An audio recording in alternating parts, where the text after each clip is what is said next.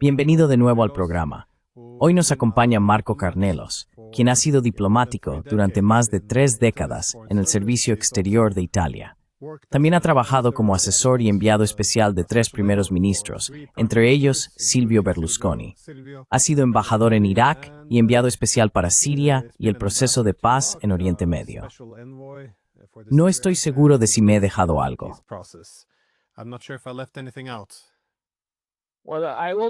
Bueno, ante todo, buenas tardes, Glenn, a ti y a la audiencia. También he sido asesor de Romano Prodi cuando fue primer ministro y además fue expresidente de la Comisión Europea.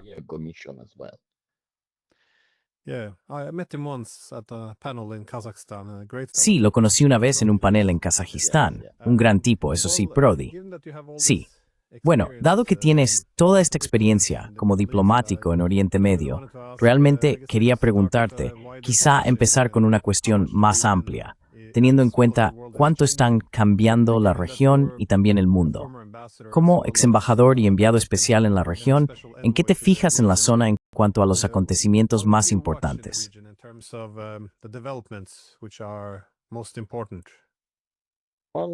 Glenn, let me put it in this way. Bueno, Glenn, déjame explicarlo así. Mucha gente, expertos, académicos, formadores de opinión, quiere ver cuánto ha cambiado Oriente Medio. Y si hay una constante en la historia de Oriente Medio, es que cualquier predicción sobre la región suele resultar equivocada. Así que la región es una gran fuente de frustración para cualquiera que intente prever lo que podría suceder allí. Digamos que estamos claramente en un periodo en el que los principales actores de la región no son los pueblos que realmente viven allí. Los principales actores ahora mismo son los israelíes, que no son árabes, los turcos, que no son árabes, en cierta medida los iraníes, que no son árabes, además de Estados Unidos y algunos otros. Plus the United States and someone else. A few years ago, let's take as a reference. Hace unos años, tomemos como punto de referencia, por ejemplo, el concepto del Gran Oriente Medio, es decir, la gran región que antes se llamaba el Gran Oriente Medio, desde Marruecos hasta Afganistán. La impresión entonces era que la llamada Pax Americana en la región estaba en retroceso. Se percibía que otros actores estaban interviniendo y acaparando los titulares. Podían ser Turquía, Israel, Irán y así sucesivamente, o algunos de los Emiratos del Golfo.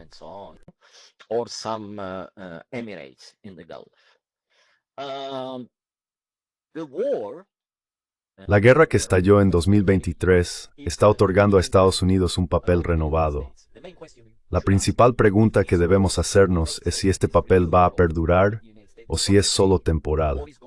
Sabemos que Estados Unidos, en términos generales, no siempre es coherente en sus políticas.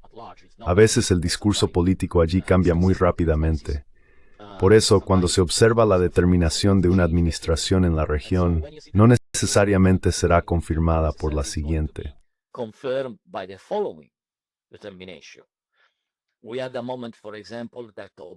Tuvimos un momento, por ejemplo, cuando Obama, tras el discurso del Cairo en 2009, dio la impresión de un nuevo enfoque de Estados Unidos en la región.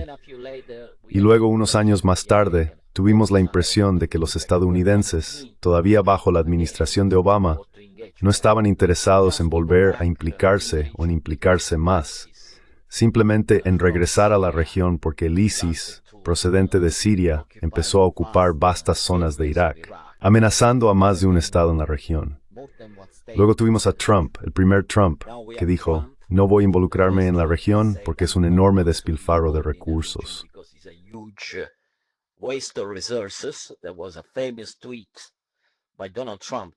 Hubo un famoso tuit de Donald Trump durante su primera administración, en el que decía que se habían gastado $7 billones y había 1 millón de muertos. Por cierto, fue el propio presidente estadounidense quien afirmó que la implicación de Estados Unidos en Oriente Medio causó, directa e indirectamente, 1 millón de muertes y millones de refugiados, para no obtener nada. Ese fue Trump en su primera administración. Ahora tenemos de nuevo a Trump. Tiene un plan de paz para Gaza que pretende ser el primer paso de un plan de paz más amplio para la región. Digamos que a la Ericsson veo la región cambie mucho. For the time being, I don't see the region change a lot. There are the potentiality for a change, but Existe la posibilidad de cambio, pero esto dependerá, en primer lugar, de si Trump será coherente con su plan. Sobre todo, por encima de todo, de si será un jugador justo. Y aún no sé si va a ser un jugador justo. También depende de cuánto se involucren las otras dos grandes naciones, Rusia y China, en la región, si quieren desempeñar un papel y si permitirán que los estadounidenses tengan éxito allí. Y por último, pero no menos importante, Taladaris Forest Tournees Baristith, especialmente su israelíes en Rangtorns integers, en Ecthur Hawak even de que es aboard. they are talking about since decades. Bueno, muchos de los problemas que tenemos ahora parecen derivarse de tus antiguos, bueno, sino errores, llamémoslos así. Pero ¿cuáles son las principales experiencias que has tenido con, digamos, la política occidental más amplia hacia la región? Los estadounidenses y los europeos, por supuesto, siempre han tenido enfoques algo diferentes. ¿Cuáles consideras que son las cuestiones principales? Porque acabas de describir esa tendencia a veces a implicarse con la región, otras veces a intentar transformarla y en otras ocasiones a retirarse. ¿Cuáles crees que son las principales limitaciones, así como los errores que hemos cometido allí, especialmente durante tu tiempo en Oriente Medio, según lo que observaste? Glenn, if we should start a discussion about the mistakes in Glenn, the Middle East, si empezamos una discusión sobre los errores en Oriente Medio, podríamos pasar al menos 2 semanas hablando las 24 horas del día. Digamos que los errores comenzaron, por supuesto, hace aproximadamente 100 años, como consecuencia de la Primera Guerra Mundial y el colapso del Imperio Otomano. Digamos que las políticas colonialistas se disfrazaron bajo los mandatos otorgados al Reino Unido y a Francia. La mayoría de los problemas en Oriente Medio hoy en día están relacionados con los errores cometidos inmediatamente después del final de la Primera Guerra Mundial, o incluso durante ella. Me refiero al acuerdo secreto entre Francia y el Reino Unido, el llamado Acuerdo Sykes-Picot. the so-called Sykes-Picot Agreement.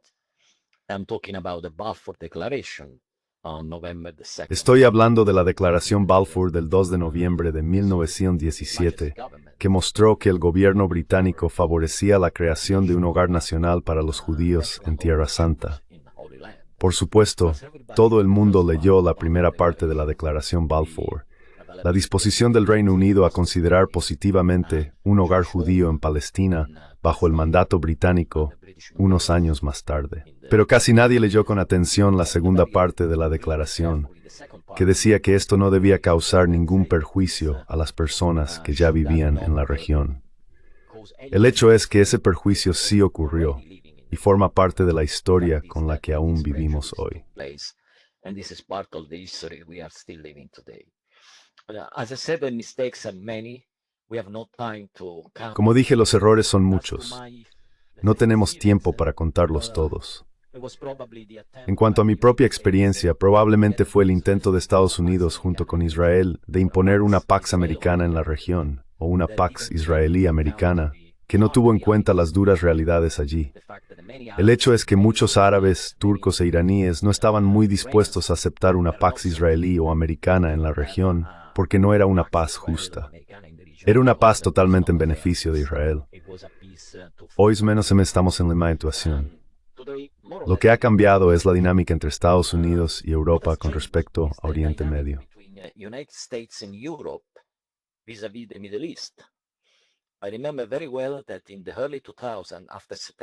Recuerdo muy bien que a principios de los años 2000, después del 11 de septiembre, entre 2002 y 2003, existía el famoso Cuarteto para Oriente Medio, digamos, un grupo de contacto formado por Estados Unidos, Rusia, la ONU y la Unión Europea. En aquel momento, la dinámica de ese cuarteto se daba principalmente entre Estados Unidos y la Unión Europea. De hecho, el principal logro que surgió del cuarteto entonces, hablo de 2002-2003, fue la hoja de ruta para la paz israelí-palestina. Era un plan muy completo, sumamente detallado, mucho más detallado que el plan de Trump. Ese plan constaba de unos 20 puntos, que fueron respaldados por otras naciones el 13 de octubre en el Cairo, en Sharm el Sheikh.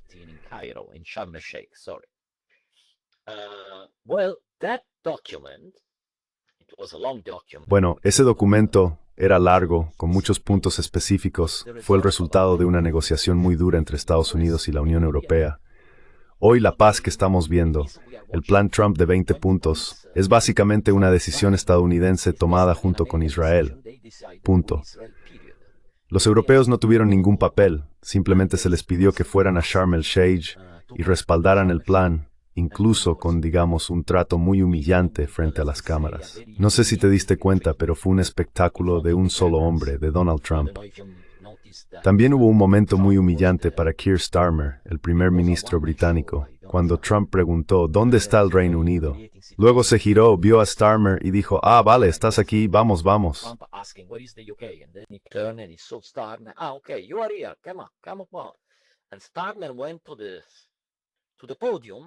Y Starmer se acercó al podio, esperando que le pidieran decir unas palabras, pero no.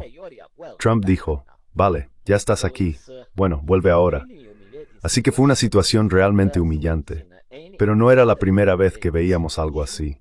Cuando todos los europeos estaban reunidos en el despacho oval, sentados alrededor del escritorio de Trump, o cuando Ursula von der Leyen fue convocada al campo de golf de Trump en Escocia, era el mismo tipo de situación.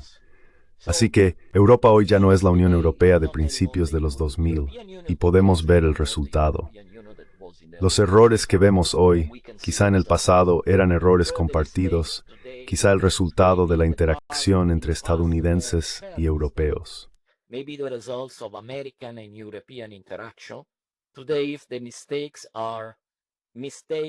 Hoy, los errores son errores estadounidenses y errores de omisión por parte de los europeos. Simplemente no se atreven a cuestionar las decisiones estadounidenses sobre Oriente Medio y muchos otros temas. Irak fue un enorme error. Todos lo sabemos. Incluso los propios estadounidenses ahora se dan cuenta de que fue un error. Pero, por supuesto, uno de los artífices de ese error fue Tony Blair. El error fue tan grande que se volvió a solicitar la ayuda de Tony Blair para, no sé, crear una nueva situación en Gaza. Así que todo depende de cómo se desarrolla el plan de Trump, si es que se desarrolla, y de qué manera. Todavía se seguirán cometiendo errores. Sigue habiendo un gran error, un error de enfoque, pero quizá eso sea algo que podría explicar con más detalle más adelante.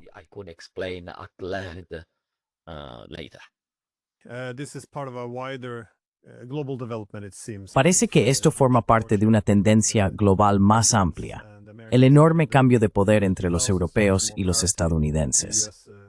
A principios de los años 2000, había más paridad. Los europeos se opusieron con más firmeza a Estados Unidos por lo que consideraban un error en Irak. Pero hoy en día, por supuesto, la relación de poder ha cambiado, como usted ha señalado, con los europeos alineándose frente a su escritorio, o incluso con aquella muestra aún más humillante en Egipto. Durante su tiempo como embajador de Italia en Irak, ¿cuál fue su principal experiencia en el desarrollo de la región? De nuevo, Italia es un país de tamaño medio, pero también un Estado miembro muy importante de la UE.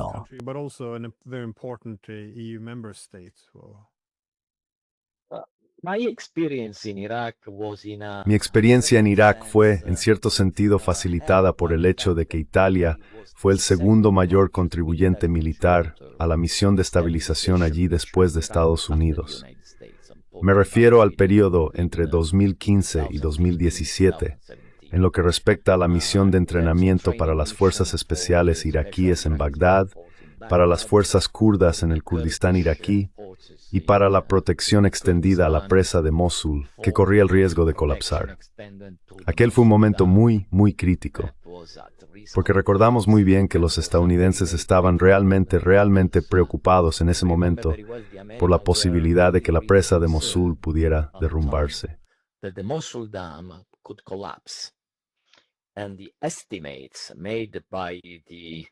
Y las estimaciones realizadas por el muy especializado Cuerpo de Ingenieros estadounidense, las proyecciones de lo que podría ocurrir si la presa colapsara, mostraban que podría haber 60 metros de agua en Mosul y 6 metros de agua 2 días después en Bagdad.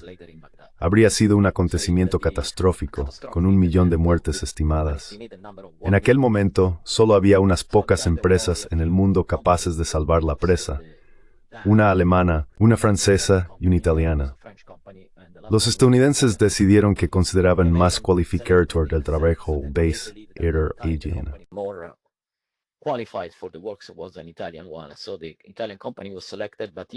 Así que se seleccionó a la empresa italiana. Pero Italia, por supuesto, desplegó 700 soldados alrededor de la presa porque estaba muy cerca del frente. La experiencia más interesante para mí en aquel momento fue la desconexión entre lo que ocurría en Washington y lo que los diplomáticos y militares estadounidenses hacían sobre el terreno. En Washington parecía que vivían en una realidad diferente. Tenían que seguir el código habitual que tienen. No hablamos con esta gente, no hablamos con aquella otra. Mientras tanto, sobre el terreno, los estadounidenses dependían mucho de nosotros para hablar con personas con las que normalmente no se relacionarían. Me refiero a las milicias chiíes pro-iraníes en Bagdad y en otros lugares.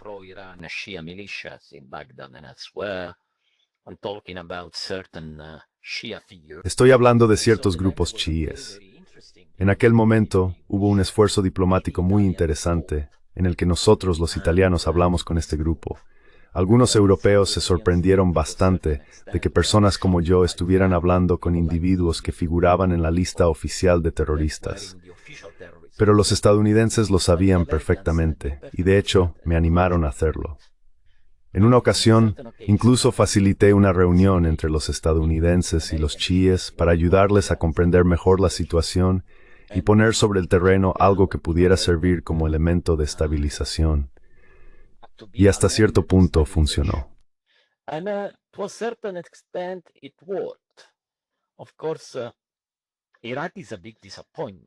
Por supuesto, Irak es una gran decepción porque la estabilización del país no ha traído consigo su reconstrucción. Irak tiene un enorme problema de gobernanza y lamentablemente sigue habiendo un alto nivel de corrupción. También existen vetos cruzados entre muchos grupos diferentes. Así que sí, el ISIS fue derrotado y se introdujo la estabilización, pero si tengo que decir que contamos con la gobernanza necesaria para que Irak sea un factor de estabilidad y no ya un factor de inestabilidad, no me siento con la confianza de afirmarlo en este momento. Entonces, ¿cuál es el mensaje? Muchas veces, los estadounidenses sobre el terreno, ya sean diplomáticos o militares, tienen un enfoque mucho más realista y de sentido común que quienes los dirigen desde Washington. Esto era cierto en su momento.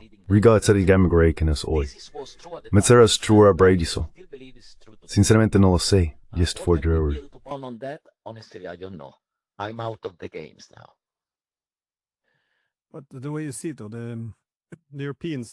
Pero, según tú lo ves, los europeos están desempeñando ahora un papel menos independiente de los Estados Unidos. ¿Ves alguna consecuencia más amplia? Estoy pensando, por ejemplo, en los 3 de la UUR, o los 3 europeos, que impusieron las sanciones de restablecimiento automático a Irán. Lo que oigo desde Teherán es que ya no tiene sentido hablar con los europeos. La única razón por la que les escuchaban al principio era porque tenían cierta influencia. Pero ahora, no solo han roto una conexión y un acuerdo político importantes, sino que además se les percibe como subordinando esencialmente su toma de decisiones a los estadounidenses. Quiero decir, no es tan diferente de lo que se oye a menudo desde Moscú. No tiene sentido hablar con los europeos. ¿Por qué no ir directamente a Washington, que en cierto modo ahora representa a Europa?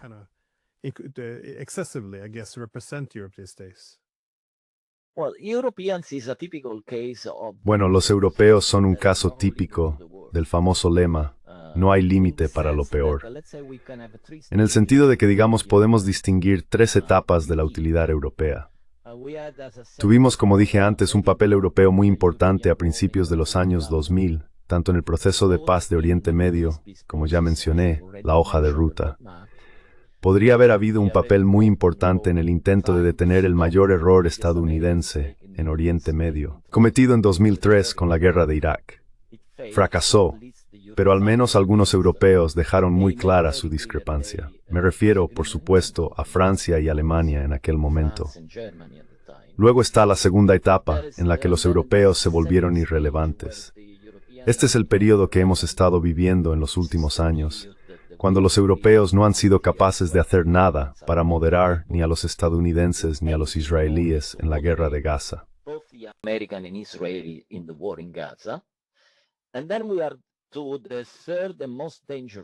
Y luego llegamos a la tercera y más peligrosa etapa, en la que los europeos no solo son irrelevantes, no solo están inactivos y sin ningún papel, sino que ahora desempeñan un papel negativo.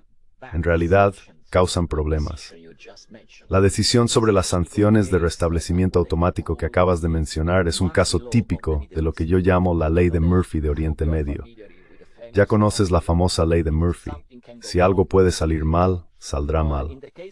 En el caso de los europeos, si pueden hacer algo mal en Oriente Medio, puedes estar seguro de que lo harán. Y por supuesto lo hicieron. Porque en este momento de tensión, lo último que necesitábamos era un aumento de la tensión con Irán otra vez. Al fin y al cabo, los europeos probablemente tienen poca memoria, pero el acuerdo nuclear con Irán fue destruido por los estadounidenses, no por los iraníes.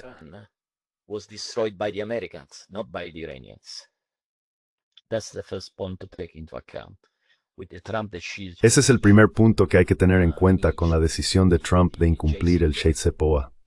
Luego Trump y más tarde la administración Biden intentaron revivir el JCPOA, aunque de una forma diferente, tratando de elaborar un nuevo acuerdo. Pero los iraníes no tenían ningún incentivo, porque el acuerdo original funcionaba. Todos lo estaban cumpliendo, excepto los estadounidenses. Incluso durante la administración Obama, no lo aplicaron en el pleno espíritu del acuerdo. Dejemos este asunto a un lado.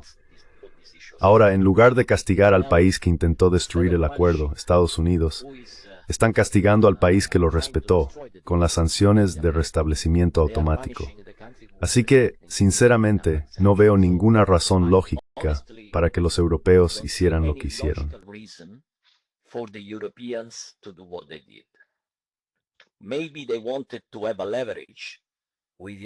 Quizás querían tener algo de influencia sobre Irán, porque la ventana para las sanciones de restablecimiento automático se estaba cerrando.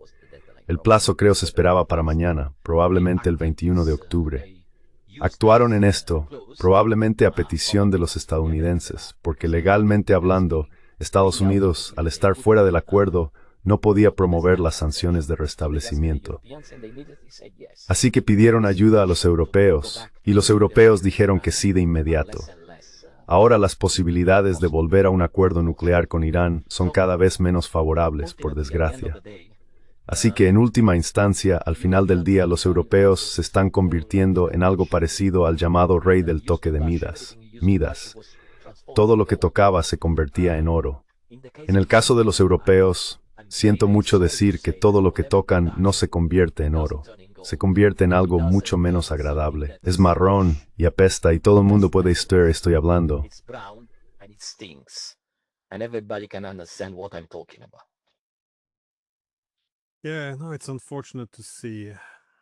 Sí, es lamentable ver esta dirección para Europa, pero a veces da la impresión de que el problema también es, en parte, una cuestión de liderazgo. Ya no tenemos realmente la misma calidad de líderes que solíamos tener. Sé que no todo el mundo tiene que simpatizar con todos los políticos, pero aún así hay que reconocer que líderes como Chirac, Schröder o Berlusconi fueron bastante, digamos, icónicos.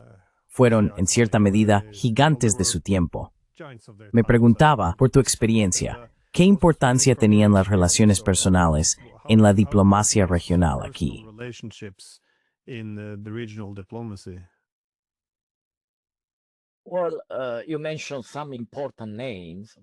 Bueno, has mencionado algunos nombres importantes.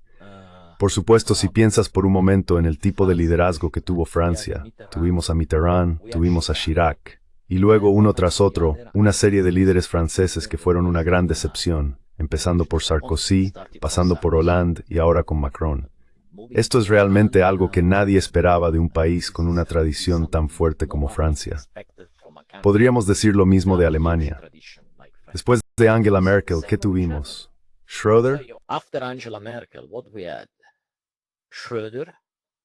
I think history will will be remembered in Germany. Creo que la historia lo recordará en la historia alemana como el hombre al que se le dijo que el gasoducto Nord Stream iba a ser destruido.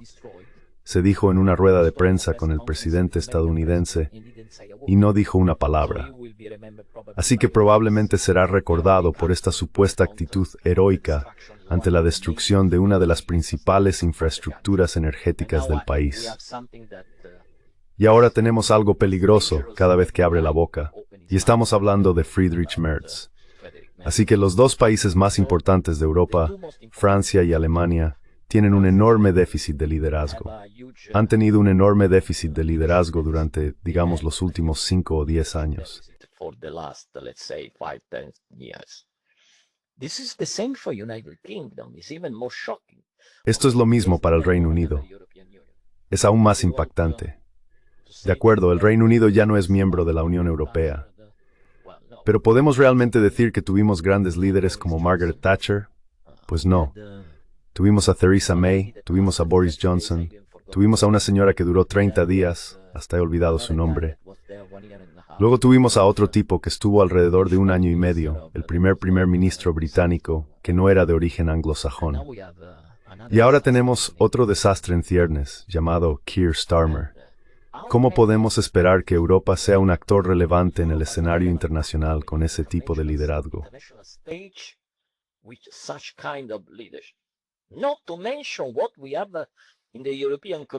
Por no hablar de lo que tenemos en la Comisión Europea con Ursula von der Leyen o en el Consejo Europeo, ¿queremos comparar a estas personas con lo que Jacques Delors o Romano Prodi fueron capaces de hacer durante sus mandatos?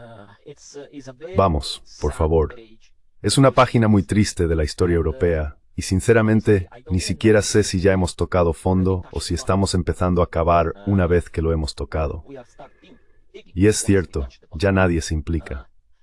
Los europeos no están involucrados ni en el expediente ruso-ucraniano ni en el de Oriente Medio, y también creo que incluso China ya no está interesada en mantener ningún tipo de diálogo político serio con la Unión Europea.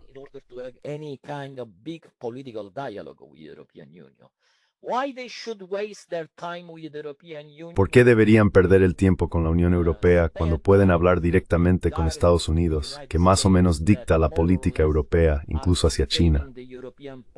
Es una cuestión de ser prácticos. Si yo fuera un líder chino, no perdería mucho tiempo con los europeos. Sí, la Unión Europea sigue siendo un gran mercado para China, pero también sabemos que China está diversificando sus mercados comerciales. En el resto del mundo. Tal vez, con el tiempo, no en un periodo muy largo, Europa se vuelve tan imbrista en resto comercial.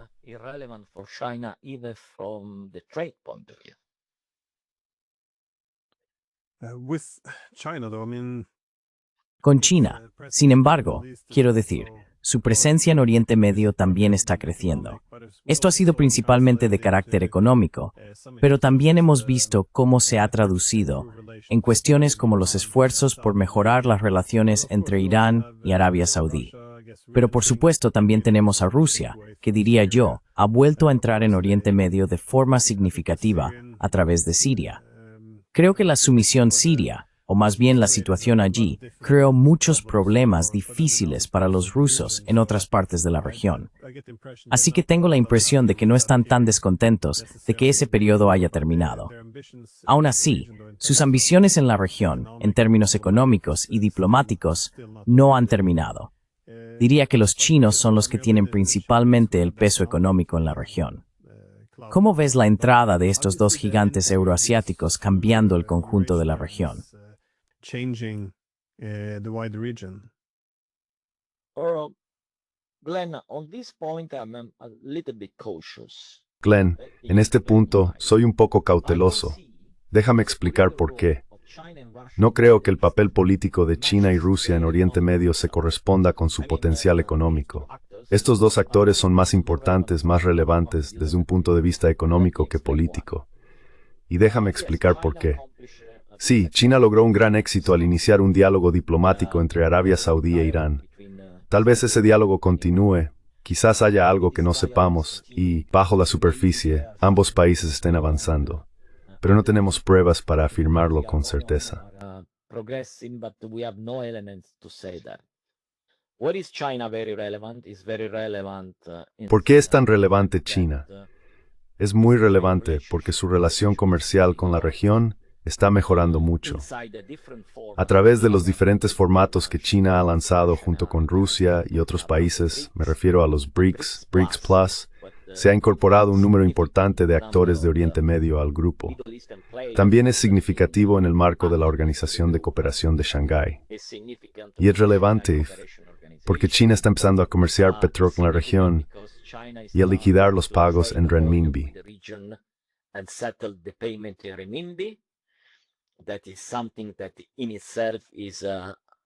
Eso en sí mismo podría debilitar el papel del dólar en el comercio mundial, algo que en Washington no se ve con buenos ojos. Pero hay grandes problemas con los proyectos de la Franja y la Ruta en Egipto, alrededor del Canal de Suez con los Emiratos y así sucesivamente. Aún así, no veo a China desempeñando en Oriente Medio el papel que un país de su tamaño merece. Y eso es muy extraño, porque Oriente Medio es uno de los principales proveedores de energía de China. Si yo formara parte del liderazgo chino, me centraría mucho en la región. Por el momento da la impresión de que Oriente Medio es esencialmente un espectáculo estadounidense israelí. Middle East is essentially an American-Israeli show. Well, sometimes we have some formats that are coming out with Turkey. Bueno, a veces tenemos algunos formatos que surgen con Turquía, que fueron más o menos admitidos en esta posible autoridad transitoria que tendrá lugar en Gaza. Creo que el diablo está en los detalles, y los detalles son muy pobres. Pero sabemos que especialmente en Oriente Medio, el diablo no solo está en los detalles. El diablo nada en los detalles. Así que aún queda un largo camino por recorrer para aclarar las cosas. Además, como mencionaste en una publicación ayer, se estableció el alto el fuego. Pero durante el alto el fuego, creo que Israel ya mató a unos 100 palestinos.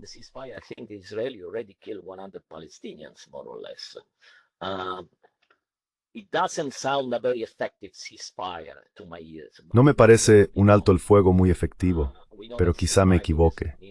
Sabemos que un alto el fuego necesita ajustes, pero aquí se trata de algo más que un simple ajuste. Lo mismo ocurre con Rusia. El papel de Rusia en Oriente Medio es muy importante a través del formato de la OPEP Plus, donde la interacción entre Rusia y Arabia Saudí ha logrado estabilizar el precio del petróleo durante los últimos 10 o 15 años. Estos han sido logros significativos porque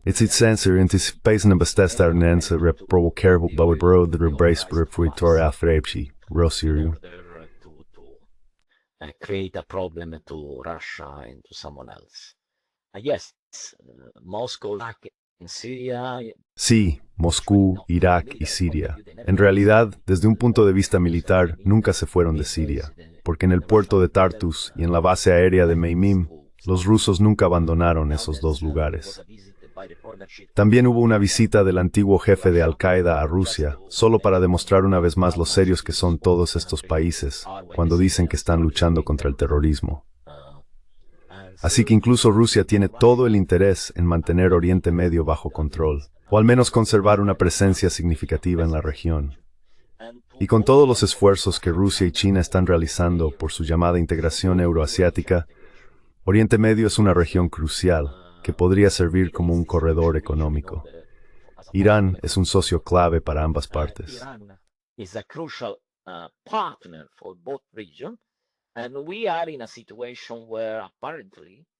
Y estamos en una situación en la que, al parecer, ni Rusia ni China parecen estar haciendo lo suficiente para ayudar a Irán a detener, anticipar o impedir los planes estadounidense-israelíes de un cambio de régimen en Teherán. Y sinceramente no entiendo esta política. Sin duda, me faltan algunos elementos, me falta información, algunos detalles esenciales, pero no logro darme una explicación lógica de por qué Moscú y Pekín han sido hasta ahora tan reacios a implicarse más activamente en la región. En cierta medida, ya he explicado las muchas razones por las que esta región es importante para ellos, tanto como naciones individuales, como para el proyecto más amplio de integración euroasiática que están impulsando.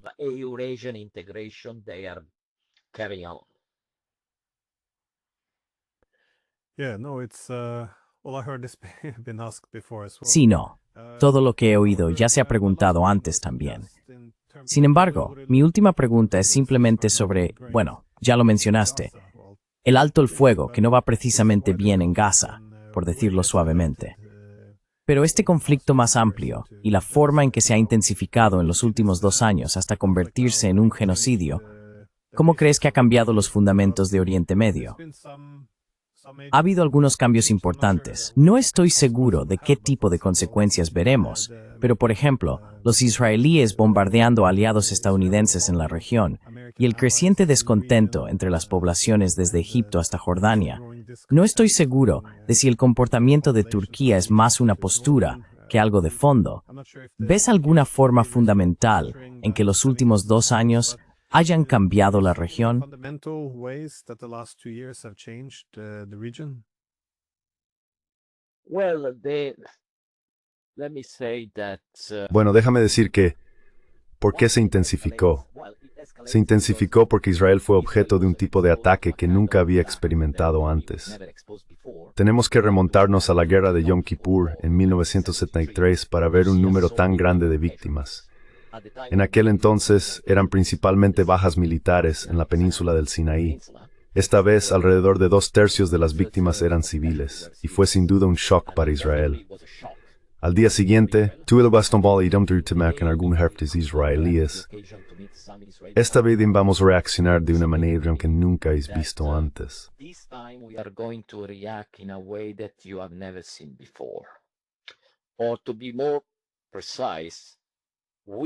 O para ser más precisos, ya hemos visto antes la llamada política israelí de cortar el césped, es decir, bombardear Gaza indiscriminadamente. Pero en aquellas ocasiones fueron periodos limitados, de unas pocas semanas, en los que solo se bombardeaban partes de Gaza, como Shan Yunis o Rafah. Esta vez ese corte de césped se prolongó durante 2 años, con una destrucción devastadora. Básicamente borraron Gaza por completo. Y a pesar de todo eso, Hamás no está derrotado. Está enormemente debilitado. Han perdido a muchos hombres, pero no está derrotado.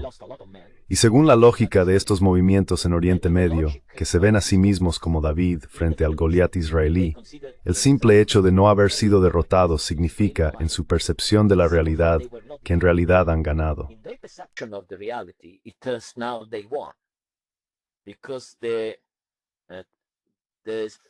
Porque las fuerzas empleadas fueron tan desproporcionadas. Estamos hablando de unos pocos hombres escondidos en túneles, con algunos fusiles individuales y unos pocos lanzadores de cohetes. Y al otro lado está uno de los ejércitos más eficaces del mundo, con los mejores aviones y todo tipo de equipamiento militar. Y si vuelves a leer el plan de 20 puntos, es evidente que nunca se menciona un Estado palestino. Solo hablan de un horizonte político, que es muy vago, pero Hamás no está derrotado, y es un hecho.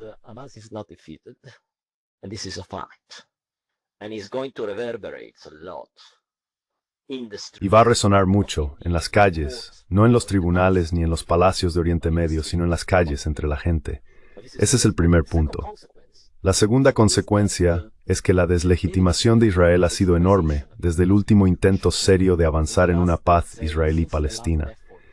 Me refiero al intento de John Kerry en 2014, que fracasó principalmente por culpa de Israel. Después de eso, fue como si todo el mundo se hubiera olvidado de Oriente Medio, se hubiera olvidado de los palestinos. Los europeos se volvieron cada vez más pro-israelíes. Y cuando Israel, en 2018, trasladó su capital a Jerusalén y tuvo lugar la famosa marcha en Gaza por Jerusalén, los israelíes desplegaron a sus francotiradores a lo largo de las colinas en la frontera de Gaza.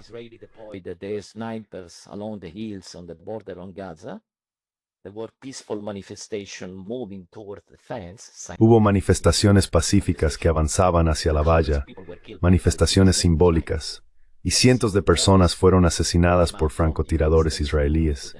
No se oyó ni una sola voz desde Estados Unidos o Europa para denunciar lo ocurrido. Un silencio vergonzoso por parte del liderazgo. Esta vez, la magnitud de las matanzas es tal que ahora existe un caso legítimo para investigar las prácticas israelíes como posible genocidio. Es la Corte Internacional de Justicia la que debe decidirlo. Pero hay algunas opiniones preliminares que sugieren que puede haber fundamento en la acusación de genocidio. Y la deslegitimación a la que se enfrenta Israel en las calles estadounidenses, entre la juventud estadounidense, en las calles europeas, entre la juventud europea y no solo la juventud, es enorme.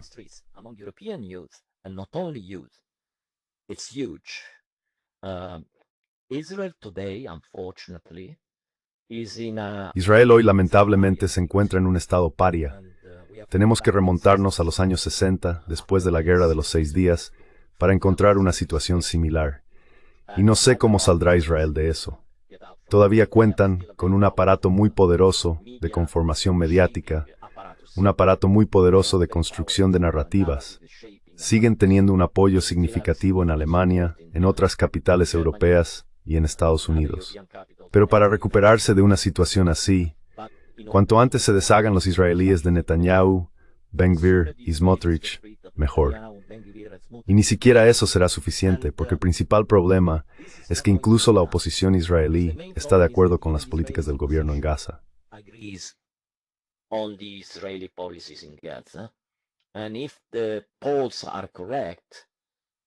Y si las encuestas son correctas, también la mayoría del pueblo israelí.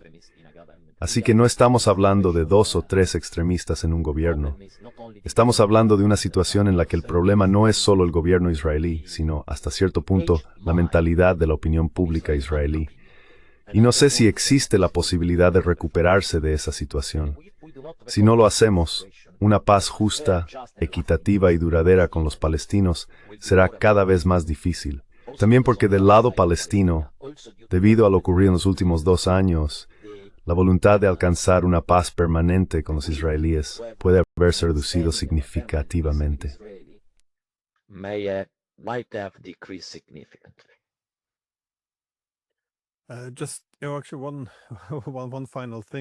Solo una última cosa, sin embargo. Desde la perspectiva israelí, ven a Irán como la cabeza de la serpiente, la principal fuente de oposición o enemistad en la región. Y como sabes, en junio Israel atacó a Irán. En ese momento, Estados Unidos se unió a la guerra del lado de Israel. Desde Europa, tuvimos a personas como el canciller Merz elogiando a los israelíes por hacer el trabajo sucio por nosotros. No estoy seguro de por qué se consideró necesario eso, bombardear las instalaciones nucleares, ni por qué sería bueno para Europa. Pero, ¿ves venir otro ataque?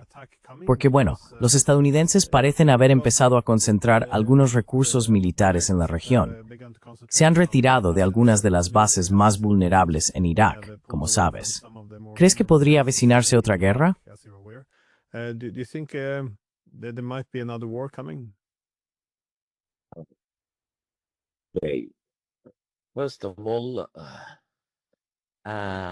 Ante todo, depende mucho de lo exitoso que sea el plan. Ahora Trump sigue disfrutando del éxito del alto el fuego. Pero en realidad, la ambición del plan de Trump es ser algo más que un alto el fuego. Sin embargo, ya vemos que el alto el fuego es débil. También porque, técnicamente hablando, incluso los israelíes lo reconocen de manera informal. Me refiero a los israelíes serios, los del sector de seguridad, los provas, con los que veces y veces tengo la oportunidad.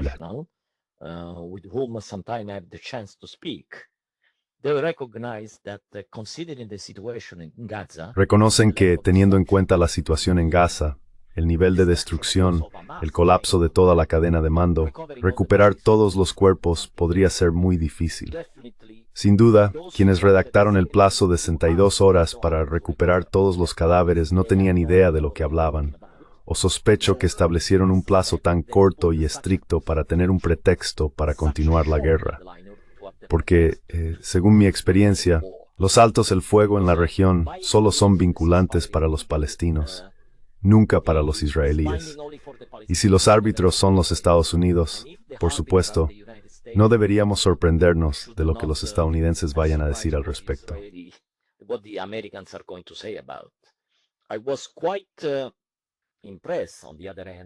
Por otro lado, me impresionó bastante la entrevista que Steve Witkoff y Jared Kushner concedieron juntos a 60 Minutes en CBS, donde dijeron abiertamente que Israel se estaba descontrolando. Me refiero al bombardeo en Gaza y a que necesitamos contener a Israel hasta cierto punto. Y por cierto, estamos hablando de dos figuras del establishment estadounidense que podrían considerarse muy cercanas al lobby israelí. El hecho de que aparecieran en televisión con ese tipo de entrevistas significa que fue una señal muy clara enviada a Netanyahu y a sus ministros extremistas. Y ese es el primer punto. El segundo es que ha llegado el momento de dejar de hablar de Irán como una amenaza existencial para Israel.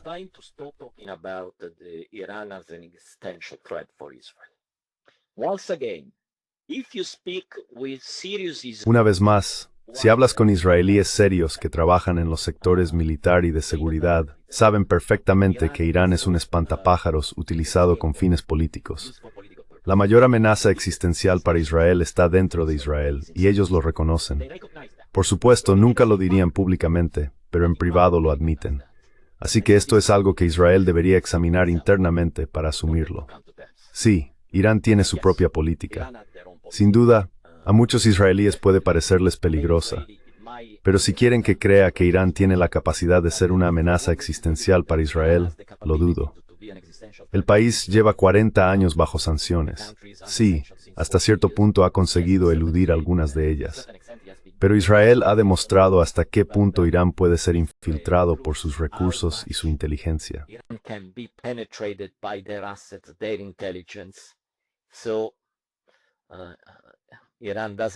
Así que Irán no da la impresión de ser un país tan peligroso que deba asustar a todo el mundo en la región. Y por eso, la posibilidad de un ataque, si el plan de Trump se hunde en las arenas movedizas, como creo que ocurrirá, porque es demasiado vago, y una vez que termine la celebración y alguien tenga que trabajar seriamente en los detalles del plan, reconociendo también los agravios palestinos, bueno, probablemente quedará bloqueado. Entonces, alguien como Trump necesitará desviar la atención hacia otro lugar. Y aquí hay dos posibilidades. Una, un acuerdo sobre Ucrania, eso espero, o la otra, otro ataque contra Irán.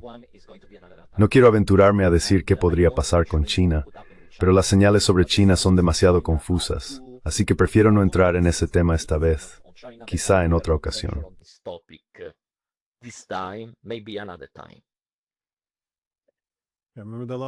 Recuerda que la última vez que hablamos, dijiste que eras reacio a hacer predicciones, porque, como dijiste, la mayoría de las predicciones suelen salir mal.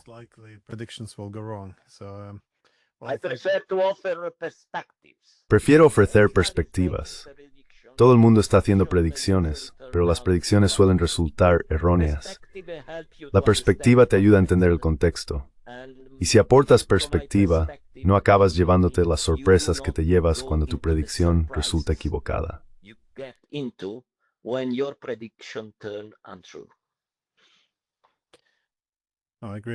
Estoy de acuerdo. Así que sí, muchísimas gracias por compartir tus ideas. Espero que puedas volver y hablar con nosotros otra vez en algún momento. Gracias, Glenn. Un placer.